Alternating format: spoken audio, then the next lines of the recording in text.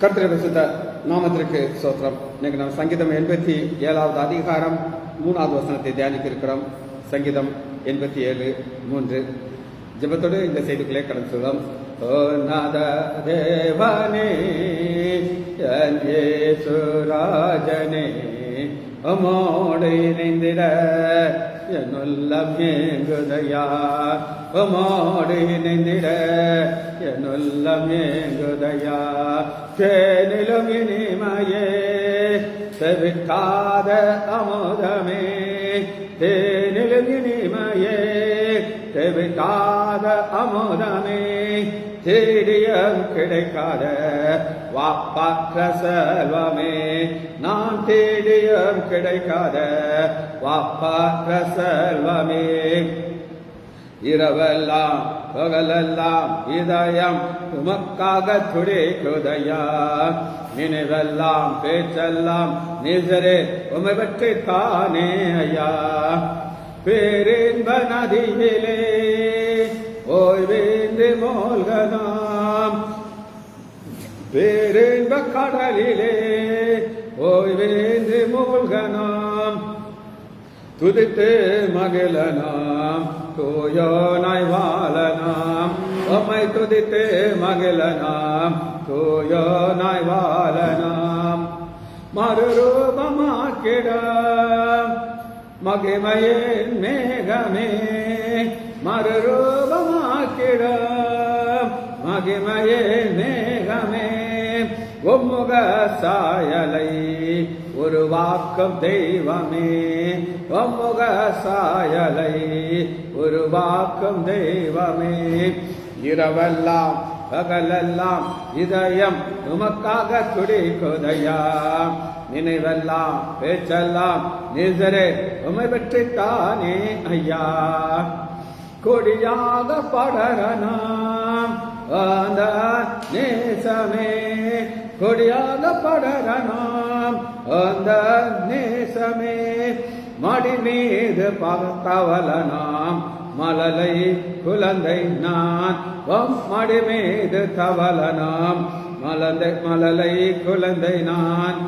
ஐயா உம் நிழலிலே ஆனந்த பரவசம், ஐயா உம் நிழலிலே ஆனந்த பரவசம், அளவிலா பேரின்பம் ஆரோக்கியம் அதிசயம், அளவிலா பேரின்பம் ஆரோக்கியம் அதிசயம்.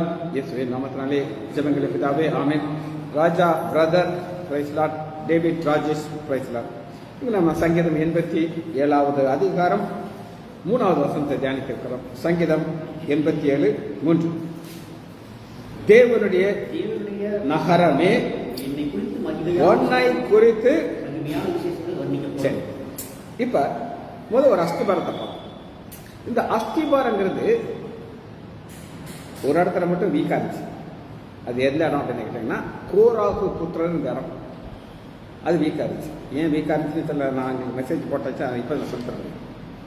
ரெண்டாவது, கோராகு புத்திரர் அங்கிருந்து செஞ்சாங்க, அப்பா விட்டு தனியாக போயிட்டாங்க, தப்பிச்சுக்கிட்டாங்க. தப்பிச்சனால நம்ம 2வது வசனத்தில் என்ன பார்த்தோம் அப்படின்னா 2 வகையான காரியத்தை பார்த்தோம். ஒன்று வாசஸ்தலம், இன்னொன்று அதாவது யாக்கோபின் வாசஸ்தலங்கிறது ஒன்று, சியோன் வாசல். இப்போ 1லேருந்து 1 வந்துட்டாங்க. எங்கேருந்து வந்தாங்கன்னா யாக்கோபுங்கிறது எத்தனை ஏமாற்றம், அவனுடைய வாசஸ்தலத்திலிருந்து எங்கே வந்துட்டாங்க, சியோன் வாசலுக்கு. அந்த சியோன் வாசலுக்கு வந்துட்டு ஆண்டவர் ஒரு நகரம் உண்டு பண்ணிக்கிறார். அந்த நகரத்தை வந்து தேவனுடைய நகரம்.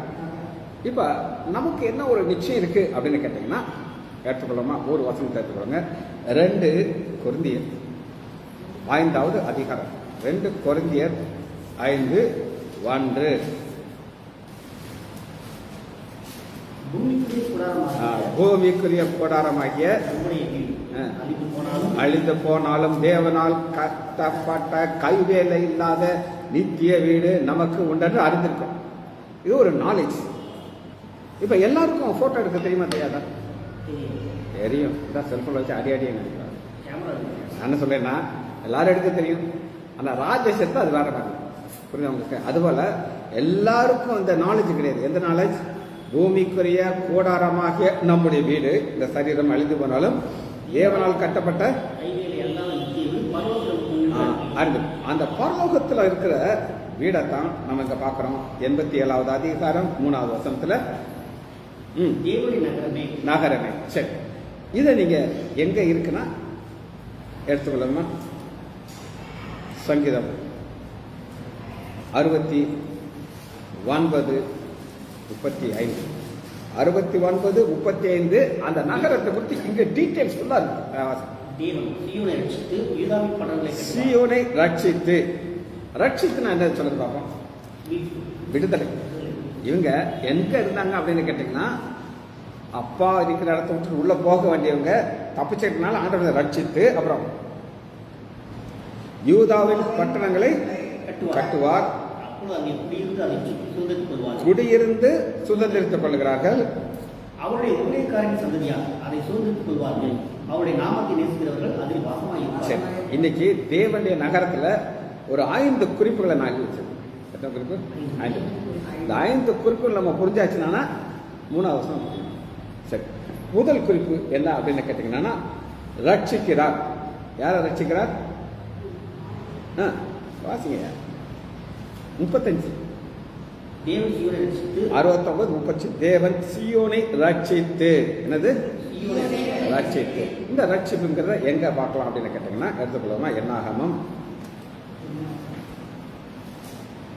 16வது அதிகாரம் 19 16-19 அவர்களுக்கு விரோதமாக கோராகு சபையாளரும் ஆசரிப்பு கூடாரத்திலே முன்பாக வரும்படி செய்தார். கர்த்தருடைய மகிமை சபைக்கு எல்லாருக்கும் காணப்படும். யாருக்கு? இப்ப இன்னைக்கு எங்க பார்த்த ஒரு செய்தி சொன்னார், அது எனக்கு பயங்கர பிரயோஜனம் ஆச்சு. டீச்சர்ஸ் அப்ப எனக்கு ரொம்ப பிரயோஜனமா இருந்துச்சு. ஆனா என் மனைவி சொன்னா, என்ன ரொம்ப டீப்பா போயிட்டாரு, ஒன்றும் புரியலையே அப்படின்னு. புரியல பார்த்தீங்களா?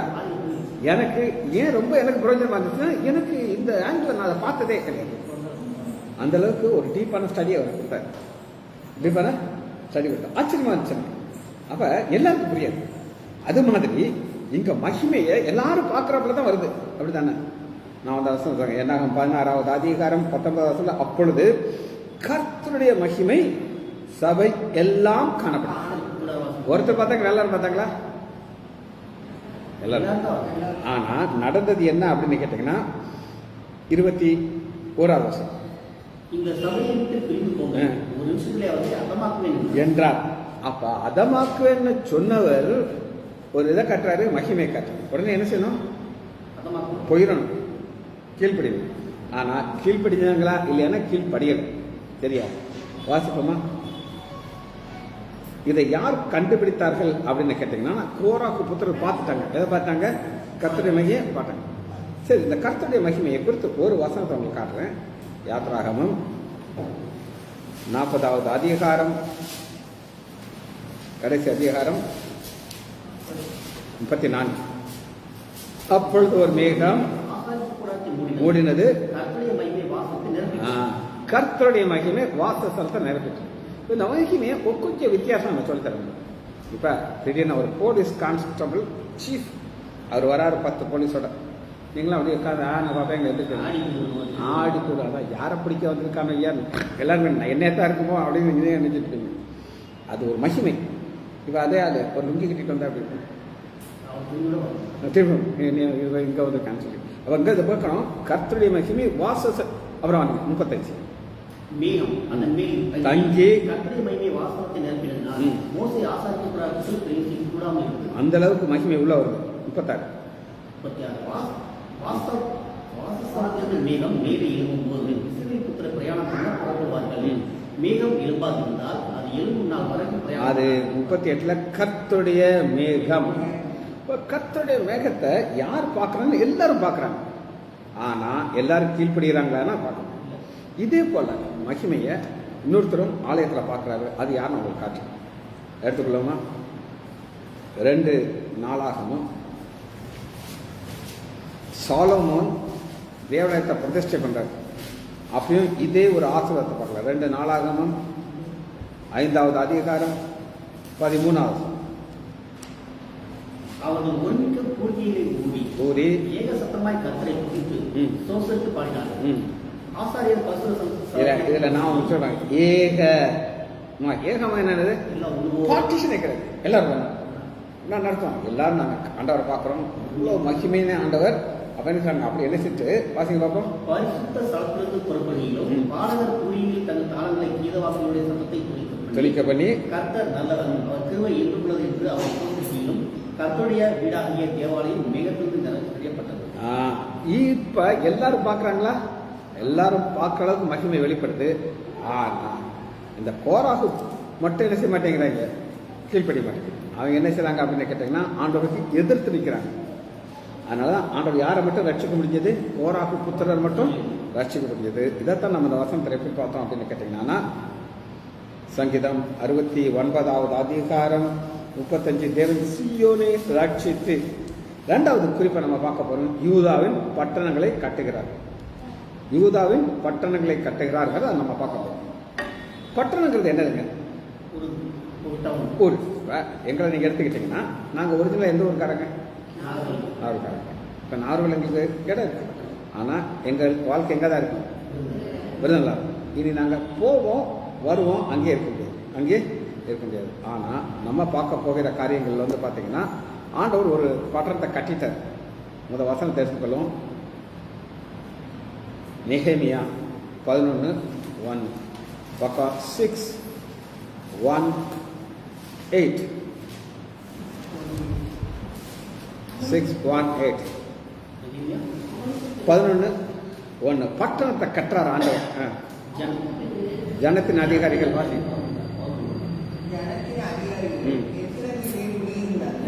மற்ற ஜனங்கள் தங்களுக்குள்ளே 10 பேரில் ஒருவனை எருசலேம் என்னும் பரிசுத்த நகரத்திலும் 9 பேரை மற்ற அப்ப சீட்டு போடுறாங்க. இந்த சீட்டுங்கிறது என்ன தெரியுமா? சண்டை வராம இருக்கிறது. என்னது? இப்ப பெரிய பெரிய சொத்துக்காரங்க இருப்பாங்க, அவங்களுக்கு நிறைய சொத்து இருக்கும். அவங்க என்ன சொல்ல தெரியுமா? சீட்டை எழுதி போடுவாங்க. ஒரு சிலர் ஒத்துக்கிடாங்க, ஒரு சிலர் ஒத்துக்கிட மாட்டாங்க. ஏன் ஒத்துக்கிட மாட்டாங்க? கம்மியாக வந்து மட்டும் ஒரு பயம் வரும். ஈக்குவலாக தான் வரும். ஆனால் இங்கே அது மாதிரி யாருக்கு ஒரு ஆள் மட்டும் சான்ஸ் வருது. எங்கே இருக்கிறதுக்கு? எருசலேம்ல பரிசுத்தம். மற்றவங்களை எங்கே போயிடணும்? கிராமத்துக்கு. உங்களுக்கு பட்டணத்துக்கு ஆசையா எங்க இருக்க ஆசை இருக்கும்? இப்ப பாருங்க 2வது வசனம் பாருங்க. ஆனாலும் இந்த ஆனாலும் என்ன அர்த்தம்னா அவங்களுக்குள்ள ஒரு போட்டி பொறாமை இல்லை. அவனுக்கு கிடைச்சிருச்சே எனக்கு கிடைக்கல, அதனால ஆனாலும்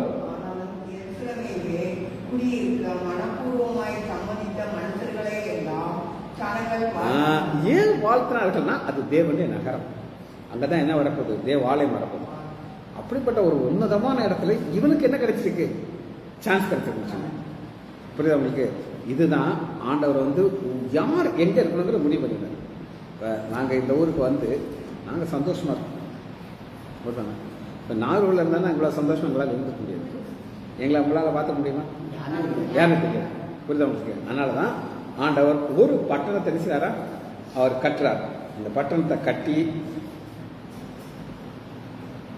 அதில் இன்னொரு ஆசீர்வாதத்தை உங்களுக்கு நான் காட்டுறேன். இந்த பட்டணத்தில் என்ன ஒரு ஆசீர்வாதம் இருக்குன்னு சொல்லி ஏசாயா 61வது அதிகாரம்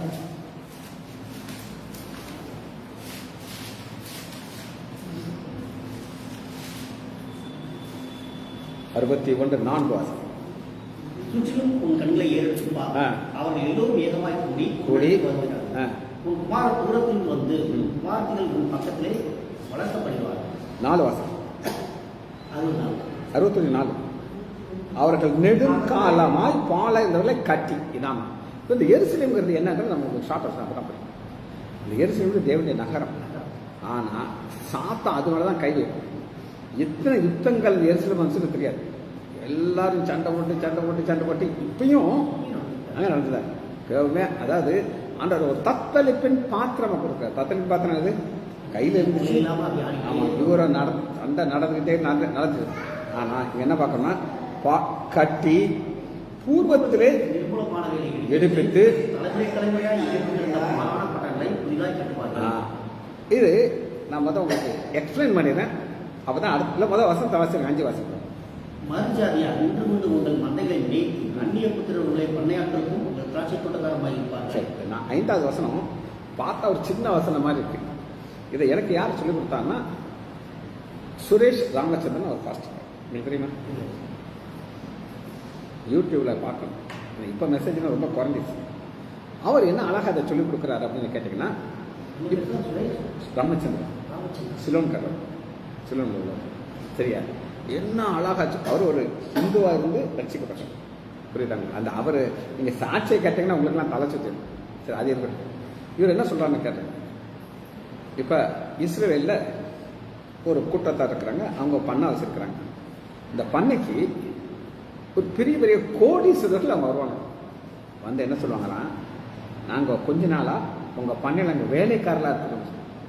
இவனுக்கு 1000, 2000, 3000, 10,000 வேலைக்காரங்க இவனுக்கு இருக்கும். ஆனால் இவன் என்ன சொல்கிறான், நான் வந்து என்ன செய்கிறேன், வேலை பார்க்குறேன்ட்டு உங்களுக்கு என்ன வேலை செய்யணும்னு கேட்குறாங்க.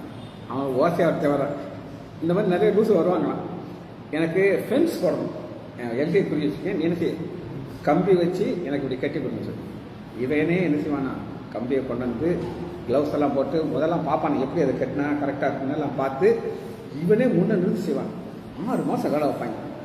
6 மாதம் வேலை பார்க்கும்போது அங்கே அவனுக்கு பார்த்தீங்கன்னா அப்படி ஒரு லாபத்தை ஆண்டவர் கொடுப்பார். எங்க அவன் ஊரில் இவன் சொல்கிறான், நான் இருந்தானே எனக்கு இவ்வளோ லாபம் இருக்காது, அள்ளுது அப்படி கூட்டம் ப்ராக்டிஸ் எங்கள் அம்மா ஊரில். அப்போ இன்னும் ஒரு சில என்ன செய்வாங்களாம், அந்த மாடை மேய்ப்பாங்க. மாடை மேய்க்கிற லேசாக கஷ்டமா? பின்னாடி போகணும், அதை கழுவணும், அதை நீட்டாக வச்சுருக்கணும், பால் கறக்கணும், இவன் எல்லாமே இந்த எலக்ட்ரிக்கல் திங்ஸ் வச்சுப்பாங்களாம். டக்குன்னு வச்சுவாங்களாம். அவங்க வேடிக்கை மட்டும் பார்ப்பாங்க. அவர் சொல்கிறாரு, இது 1000 வருடத்தில் நடக்க வேண்டியது இப்போ நடக்குதுங்கிறாரு. சரியா? இப்போ இந்த 4, 5 அந்த பட்டணத்தை ஆண்டவர் என்ன செய்யறது இப்போ நம்ம சொல்லுங்க, நான் வாசிக்கிறேன். அவர்கள் யாரு? சம்பந்தமே இல்லாதவர்கள். அவங்க இதை கட்டணுங்கிற அவசியமே கிடையாது. இப்போ நம்ம ஆஸ்பத்திரியில் ஒரு வேலை நடந்துக்கிட்டே இருக்கு சொல்லிட்டாங்க, லாபத்துக்காண்டியே நட்டு இருக்கா? லாபத்துக்காண்டி மனுஷங்க நிற்க முடியல, டொர்ரோ சவுண்டு. அப்போ இது யார் கட்டுறா? நீங்க தான் கட்டுறாங்க. சரியா? கட்டுறது அவங்க லாபத்தை கட்டுறாங்க. ஆனால் இங்கே அப்படி கிடையாது. அவர்களுக்கு இதுக்கு சம்மந்தமே கிடையாது. ஆனால் அவங்க ஆண்டவர் மேல பயங்கர விசுவாசம். எவ்வளோ விசுவாசம் இருக்கு அப்படின்னு கேட்டிங்கன்னா, கட்டி பூர்வத்தில் நிர்மலமாக எடுப்பித்து தலைமுறை எல்லாத்தையும் செய்கிறாங்க. 5வது வசனத்தை நின்று கொண்டு என்ன அர்த்தம்? வெயிட்டிங். எங்களுக்கு ஒரு சான்ஸ் கொடுங்க. என்னது? ஒரு சான்ஸ். ஆண்டோடைய நகர் அது, யூதர்கள், நீங்க ஆண்டோடைய சந்ததி, உங்களுக்கு நாங்கள் செய்யணும். எங்களுக்கு செஞ்ச அது எங்களுக்கு ஆசீர்வாதம். சரியா? மேய்த்து அந்நிய புத்திரன்னா என்ன அர்த்தம்? அவன் யூதனே கிடையாது, அவன் எங்கேயோ இருப்பான், புறஜாதி. ஆனா வந்துடுவான். அதுக்குள்ளே சண்டை வருமா? அவர் சொல்றாரு, என்ன நீ அதனால இதெல்லாம் இன்னைக்கு நடக்குதா? என்ன செய்யுது? ஆமா, பாருங்க, உங்கள் பண்ணை ஆட்களும் உங்கள் தலைச்சமா இருப்பாங்க. 6 நீங்களோ ஆசாரியராய் என்று சொல்லப்படுவீர்கள். உங்களை தமது தேவனுடைய பணிவிடைக்காரனா என்ன அர்த்தம் அப்படின்னு கேட்டீங்கன்னா, ஆடு மேய்க்கிறான், மாடு மேய்க்கிறான். ஆனா அவன் யாருக்கு ஊழியக்காரன்? ஆண்டவர் ஊழியக்காரன். புரியுது உங்களுக்கு? இதெல்லாமே இன்னைக்கு நடந்து கொண்டிருக்கு. அடுத்த வாசகம், அனுபவித்து மேன்மை பாராட்டம் என்னது? எனக்கெல்லாம் வெக்கம் கிடையாது. எதை வைக்கிறது? மாடை மேய்க்கிறது வெக்கம் கிடையாது. நான் இதை செய்யறதுனால ஆண்டவர் நினைச்சாரு, ஆச்சரிக்கிறேன். இதைத்தான் நம்ம பார்க்கறோம். சரியா? இதை திரும்ப இந்த வசனத்தை வாசிக்கிறோம். 2வது பாயிண்ட் நான் உங்களுக்கு திரும்ப ஒரு வாசிக்கணும். சங்கீதம் 69:35. தேவன் சீயோனை ரட்சித்து. சீயோனை ரட்சித்துன்னா என்ன அர்த்தம்? சீயோனுக்கு யார் யார் வரணும்னு சொல்லி அவங்களுக்கு பிளான் பண்ணி ரட்சித்து அவங்களுக்கு யூதா பட்டணத்தை கட்டுகிறார். இது 2வது குறிப்பு. சரியா? 3வது குறிப்பு நம்ம பார்க்கிறோம். சூழ்ந்து கொண்டு அதை சுதந்திரித்துக் கொள்வார். என்னது சுதந்திரித்துக் கொள்றதுனா? என்னதுமா? சொந்தமாக்கிக்கிறது. அப்ப ஒரு கூட்டத்தார் என்ன செய்வாங்க அப்படின்னு கேட்டு வாசிக்குமா? முதல் ஒரு வசனத்தை எடுத்துக்கொள்ளுங்க. மீகா 1:0-7-8. 1078.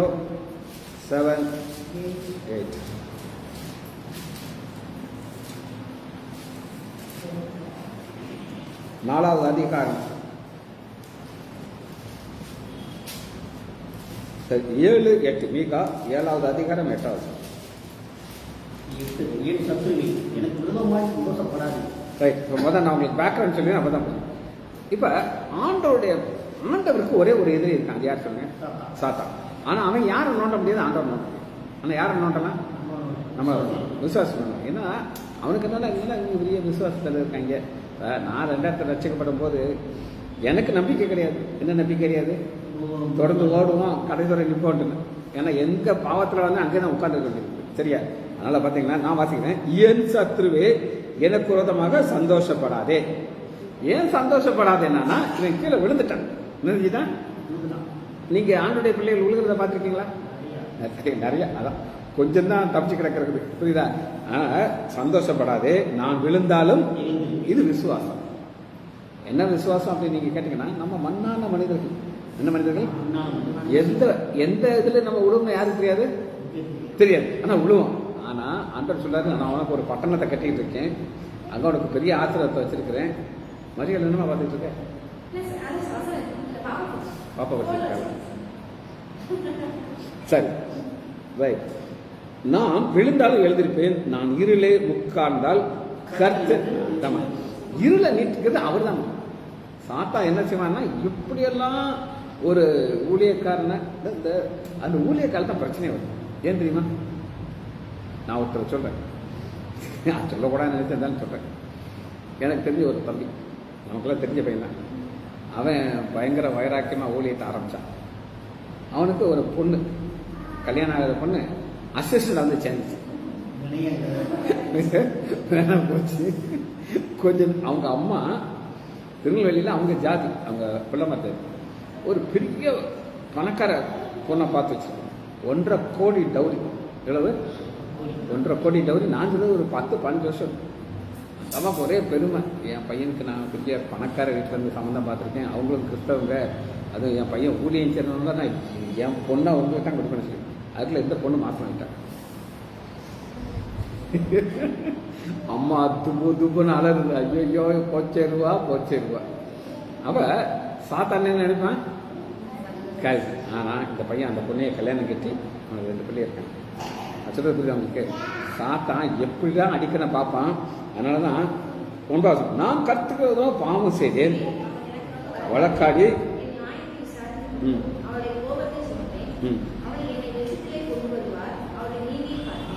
இதுதான் நம்மளுடைய வாழ்க்கையில இதுதான் இருக்கணும். இப்படி இருக்கிற வாழ்க்கையை நமக்கு வாழும் பொழுது 18 இந்த சுதந்திரத்திற்காகத்தான் ஆண்டவர் நினைக்கிறாரு ஒரு நகரத்தை கட்டிட்டு இருக்காரு. அந்த நகரத்தில் எத்தனையோ ஆசீர்வாதங்கள் வச்சிருக்காரு.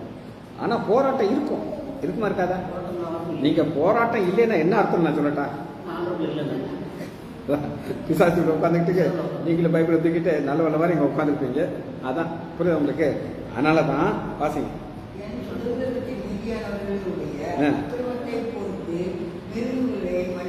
பொறுத்து நமக்கு வெறும் கோவம் எப்படி வரும்? ஆமா, ஒரு நடந்த சம்பவத்தை சொல்ல, யாரெல்லாம் சொல்லாங்க தெரிஞ்சாலும் சொல்லாம இருங்க. ஒரு ஊழியக்காரர், அவர் மனைவியும் 2 காலையில முந்தி இங்க வருவார். எப்ப 9 வருஷம் முன்னாடி காலையில வாரத்தில் ஒரு நாள் வருவார். சரியா? ஒரு நாள் நான் ரெஸ்ட் ரூம்ல இருக்கும்போது அவர் மனைவி பையன் என்னை வந்து பார்க்க வருது. சார், இந்த ஊழியத்தை கொடுத்துருக்கீங்களா சார்? நியாயம் பண்றார் சார். இந்த ஊர்ல இந்த தெருவில் கிடக்கிற கும்பலை கூட படுத்து கிடக்கிறார் சார். தெருவில் கிடக்கிற கும்பல் என்னது? பிச்சைக்கார கும்பலோட படுத்து கிடக்கிறார் சார். இவரை கொஞ்சம் சொல்லுங்க சார், இல்லை இந்த ஊழியத்தை வேண்டாம்னு சொல்லுங்க சார். சொன்ன எனக்கு கோபம் இங்க வர வந்துச்சு. அதை அவனை புரியல, வாய் திறக்காத. சரியா? இங்க வர எனக்கு கோவம் வந்துருச்சு. அந்த ஆளை கூப்பிட்டு திட்டுன்னு நினைச்சேன். ஆண்டர் தெரிய வச்சுருக்காரு, நீ யாரும் உனக்கு தெரியுமா நினைக்காது, நீ யாரும் உனக்கு தெரியுமா? அதனால நீ கொஞ்சம் வார்த்தையை கொஞ்சம் அடக்குன்னு சொன்னாரா, வாய் ஒத்திக்கிட்டு அடுத்து அவர் வேகமாக வர்றாரு. சார், என் மனைவி என்ன சார் சொன்னார் உங்களுக்கு? எனக்கு காது சரியாக கேட்காது, ஏதோ சொல்லிச்சு எனக்கு சரியாக உழலை, எனக்கு காதில் சொல்லி. நீங்கள் பார்க்கணும் வேண்டியது சார், அப்போ நீங்கள் அட்வைஸ் பண்ணுறது நமக்கு என்ன வேலையை, அது அவர் வேலை. நான் பைபிளில் வசனம் காட்டுறேன். இது அவன் ஊழியக்காரன், ஏன் ஊழியக்காரன் விழுந்தாலும் நான் தான் பொறுப்புன்னு வசனம் இருக்கு. புரியுதா உங்களுக்கு? இது ஏன் வேலை கிடையாது. என்ன வேலை கிடையாது? ஆமாம், ஆண்டவரையும் அதான் என்ன நான் பொத்திக்கிட்டேன். கம்பெனி வர அவர் இந்த ஊரை விட்டு போனார், என்னமோ ஆயிடுச்சு. இருக்காரான்னு கூட எனக்கு தெரியாது. சரியா? அதனால தான் அவருடைய கிருபை செய்ய விரும்புகிறார். அவர் கிருபை செய்ய விரும்புகிறார்னா யாருக்கு கிருபை செய்வார்? தகுதி இல்லாத. புரியுதா உங்களுக்கு? யாருக்கு ஆசை இருக்கணும்னா நகரத்துக்கு போகணும். தேவனுடைய எனக்காக கட்டிக்கிட்டு இருக்காரு, அங்கே போய் நான் வாசம் பண்ணணும். சரியா? அதனால தான் அங்கே இருக்கணும்னு சொல்லி நம்ம ஆசைப்படுறோம். அடுத்த ஒரு வசனத்தை வாசிப்போம். ஒரு எச்சரிப்பை நான் காட்டுறேன். அதான் அந்த வசனத்தை திரும்ப வாசிங்க பார்ப்போம். தமது சுதந்திரத்தின் மீதானவருடைய அக்கிரமத்தை இல்லை அது இல்லை, சரி இருக்கட்டும். இப்போ வசனத்தை வாசிப்போம்.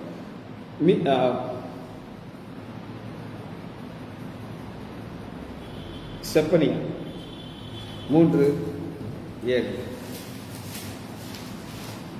பக்கம் 1089. உன் வாசஸ்தலங்கள் நிர்மூலமாகாதபடிக்கு பயந்து பார்த்தோம். இது ஒன்றாம் வாசஸ்தலம். நம்ம ஆண்டவராக இயேசு கிறிஸ்து சொல்றாரு, என் பிதாவின் வீட்டில் அநேக வாசஸ்தலங்கள் உண்டு.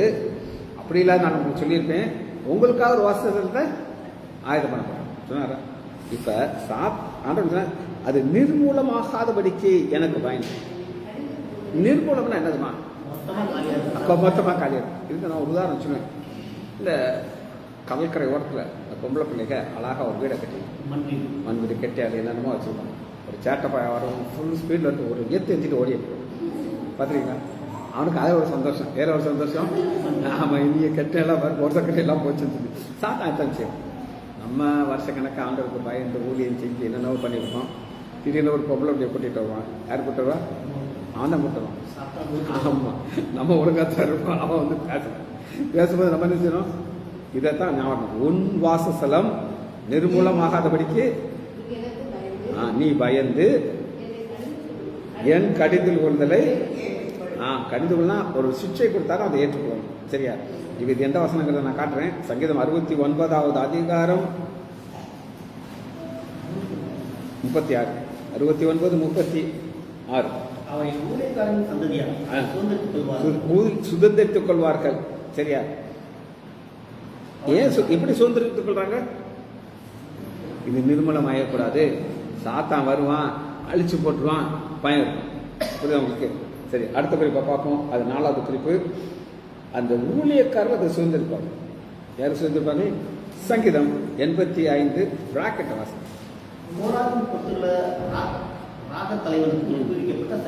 அப்ப இது இது சங்கீதம் தாவீது தான் இந்த எழுதுறாரு. ஆனா கோராகு புத்திரர் ராக தலைவன். ராக தலைவன் என்னது? இன்ஸ்ட்ருமெண்ட்ல அஞ்சு. இப்ப சினிமாவில் வந்து இளையராஜன் ஒருத்தர் இருக்காரு. அவர் எத்தனை வருஷமா இருந்தாரு? அவருக்கு ஒரு கெப்பாசிட்டி இருந்துச்சு. இல்லைன்னா முடியுமா? சும்மா எல்லாம் முடியுமா? எல்லாம் மியூசிக் போட முடியுமா? ஆனா இங்க நம்ம பார்க்கறது அந்த சந்ததியை பார்க்கணும். கோராகு புத்தருடைய சந்ததிகள் என்னதான் இருக்கிறாங்க? ராக தலைவர்களா இருக்காங்க. அப்ப இங்க என்ன பார்க்கிறோம்? சந்ததியை பார்க்கிறோம். யாரை பார்க்கிறோம்? நான் 5 சந்ததியை பார்த்தேன்னு சொல்லியிருக்கேன். சொன்னாங்க. எங்க தாத்தா, எங்க அப்பாவுடைய அப்பா, அவர் தான் லைசாண்டர். அவர் மெஜிஸ்ட்ரேட் ஆனது ரிட்டையர்ட் ஆனது. என்னையே மாதிரி இருப்பாரு. நானும் ஒரு பயங்கர ஃப்ரெண்டு. 1. 2வது எங்கள் அப்பா டாக்டர் H. லைசாண்டர். 3வது நான் ஒரு சந்ததி. 4வது என் மக டீனா ஒரு சந்ததி. 5வது ஸ்டீவ். 5 சந்ததி நான் பார்த்தேன். நீங்கள் எத்தனை சந்ததியை பார்த்தீங்க எனக்கு தெரியாது. புரியுதா? இங்கே நம்ம பார்க்குறோம் ஆண்டவர் என்ன செய்தார் அப்படின்னு கேட்டிங்கன்னா, இந்த இதை இவர்கள் சுதந்திரத்துக்குள்ளாங்க. பார்த்தார் அப்படியே ஊழியக்காரனுடைய சந்ததி. அந்த ஊழியக்காரனா என்ன அப்படின்னு கேட்டீங்கன்னா, யோவான் 12:26 எனக்கு ஒருவன் ஊழியம் செய்தால் கனப்படும். இப்ப ஜானகியம்மா இருக்குது, உன்னை ஆண்டவர் கனப்படுத்திருக்காரா? புரியுதா?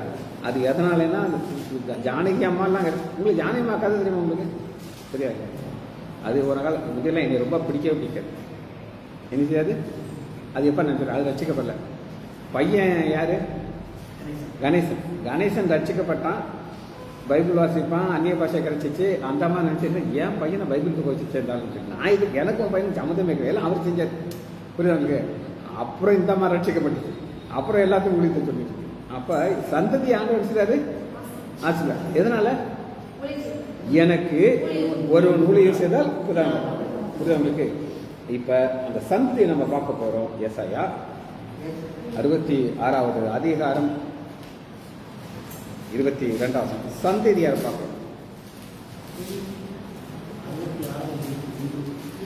2 நான் படைக்கப் போகிற புதிய வானம் புதிய பூமி எனக்கு முன்பாக நிற்பதை போல புதிய நிற்கிறது போல. நான் என்ன அர்த்தமா இது நடக்கல. இது வந்து பிளான்ல இருக்கு, அவனுடைய பிளான்ல இருக்கு. இந்த பில்டிங் கட்டும்போது பார்த்தீங்கன்னா ஸ்கெட்ச் என் தம்பி ஒரு நீளமாக ஒரு சார்ட் வச்சு அந்த யாருமே இன்ஜினியர் யாருமா அது ஒரு பயிர் இருந்தாங்க இங்கே ஒருத்தன் சசி ஆமாம் கொடைக்க நார் எல்லாரும் ஒவ்வொரு பேப்பர் வச்சுருப்பாங்க. அப்போ இந்த பில்டிங்லாம் உடச்சி போட்டாங்க. அந்த தம்பி சொல்லலாம் இந்த 4வது ஃப்ளோரில் தியேட்டர் வருதுன்னு சொல்லலாம். இன்னொரு அங்கே ஒன்றுமே இல்லை. ஆனால் எங்கே இருக்கு? அவங்க மைண்டில் 4வது ஃப்ளோர் இருக்கு. அப்போ அந்த இன்ஜினியர் எங்கள்கிட்ட கேட்குறாரு, சார் லிஃப்ட்டை முன்னாடி பண்ண போகிறோம் சார். எங்கே? கேப்சூல் லிஃப்ட் மாதிரி போடுறோம். சர்றன்னு போடுறோம். ஐயோ நம்மகிட்ட லிஃப்ட்டுன்னு ஒரு பில்டிங் தெரியக்கூடாது, நினைச்சக்கூடாது. அதனால் உள்ளே போடுங்க சார். சூப்பராக இருக்கும் சார். எங்களுக்கு சூப்பராக இருந்தால் ஒன்றும் வேண்டாம். இப்போ நாங்கள் எதுவுமே இல்லாத போது என்ன நினைச்சிடும்? அதுபோல தான் ஆண்டவர் நினைச்சாருன்னா எதுவும் இல்லை, புதிய வானம் புதியவும் இல்லை, நிற்கிறது போல உங்கள் சந்ததி. என்னது? யார் சந்ததி? ஆண்டோட நம்ம சந்ததி. உங்களுக்கும் எனக்கும் பார்க்குற பிள்ளைகள் சந்ததிகள். உங்கள் சந்ததியும் உங்கள் நாமமும் நிற்கும் என்று உங்கள் நாமம். இதை பலமுறை நான் இப்போ ஒரு உதாரணம் சொல்லியிருக்கேன். எப்படி சொல்லியிருக்கேன் அப்படின்னு நீங்கள் கேட்டீங்கன்னா, இப்போ நான் மறிச்சிட்டேன், பரலாம் போகிறேன், இந்த வாசலத்தை பார்க்குறோம். வாசலத்தை பார்க்கும்போது எங்கள் பாட்டி வருவாங்க, என்னை கூப்பிடுங்க. யார்? ஸ்வர்ணபாய் லைசான், எங்கள் அப்பாவுடைய அம்மா. அது ஊழியக்கரமாக, பயங்கரமாக ஊழியக்கரமாக காவி ட்ரெஸ்ஸும் போட்டுருந்துச்சு. அதுக்கு ஆவிக்குரிய எல்லா வரத்தையும் ஆட்ட கொடுத்துருந்தாரு. புரிந்தவங்களுக்கு அது முதல் விஷயம். வாடா பேரா பாட்டி விட்டார். அங்கே என்ன போட்டு போட்டிருக்கோம்? லைசான். அடுத்து எங்கள் அம்மா கொடுத்தாங்க, புளிஞ்சிட்டாங்க. தெரியுமா உங்களுக்கு? கிராமத்தை போய் புளிஞ்சிட்டாங்க. புரியுது உங்களுக்கு? அம்மா கூப்பிடுவாங்க. அடுத்து என்னுடைய வாசல், அப்புறம் என் மக, இப்படியே வரிசையாக இருக்கும். அதை நான் பார்க்குறோம். எனக்கு முன்பாக பாருங்க, உங்கள் நாமம் நிற்கும் என்று கர்த்தர் சொல்லுகிறார். இது ஆண்டவர் கொடுக்குற ஒரு விசேஷமான ஆசீர்வாதம். சங்கீதம் 43:3.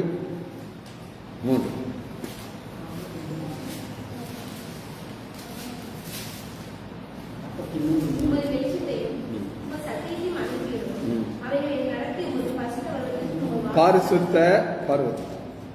இந்த பரிசுத்த பர்வதத்திற்கு போறதுக்கு என்னெல்லாம் தேவை? வெளிச்சம், சத்தியம். வெளிச்சங்கிறது என்னது? நம்ம மீகால நான் உங்களுக்கு காமிச்சேன். நான் இருளில் இருந்தாலும் ஆண்டவருக்கு வெளிச்சமா இருந்துச்சு, என்னைய அங்கே கொண்டு போயிடும். உமது வெளிச்சமும் உமது சத்தியத்தை நான் போயிடும். அவர்கள் என்னை நடத்தி உமது பரிசுத்த பர்வதத்திற்கும் உங்களுடைய வாசம் அது கொண்டு போகும். நம்ம என்ன சொல்லணும்? நம்ம விட்டு கை விட்டு போகாதபடி நம்ம பார்க்கணும். சரி, கடைசியாக ஒரு ஒரு குறிப்பு. இப்போ எத்தனை குறிப்பு நான் உங்களுக்கு சொல்லியிருக்கேன்னு கேட்டிங்கன்னா 4 சொல்லியிருக்கேன். முதல் குறிப்பு, தேவன் சீயோனை ரட்சிக்கிறார். 2வது யூதா பட்டணத்தை கட்டுகிறார். 3வது சுத்தரித்துக் கொள்ள வைக்கிறார். 4வது சந்ததி வர வைக்கிறார். 5வது அவருடைய நாமத்தை நேசிப்பவர்கள் அங்கே வாசம் பண்ணுறாங்க. அவருக்கு எத்தனையோ நாமங்கள், எத்தனை நாமம் இருக்குன்னா எல்லாம் சண்டை போட்டுருக்கேன். இத்தனை தான் இருக்கு, நிறையா இருக்குங்க. ஆனால் இப்போ நம்ம ஒரு நாமத்தை மட்டும்தான் பார்க்கணும். ஏதாவது இதோட சம்பந்தப்பட்ட நாமம் வாசிப்போமா? சங்கீதம் 9:13. சங்கீதம் 9:13. மரண வாசலில் இருந்து என்னை தூக்கி விடுகிற கர்த்தாவே. ஆண்டவருக்கு ஒரு பெயர். என்ன பேரு?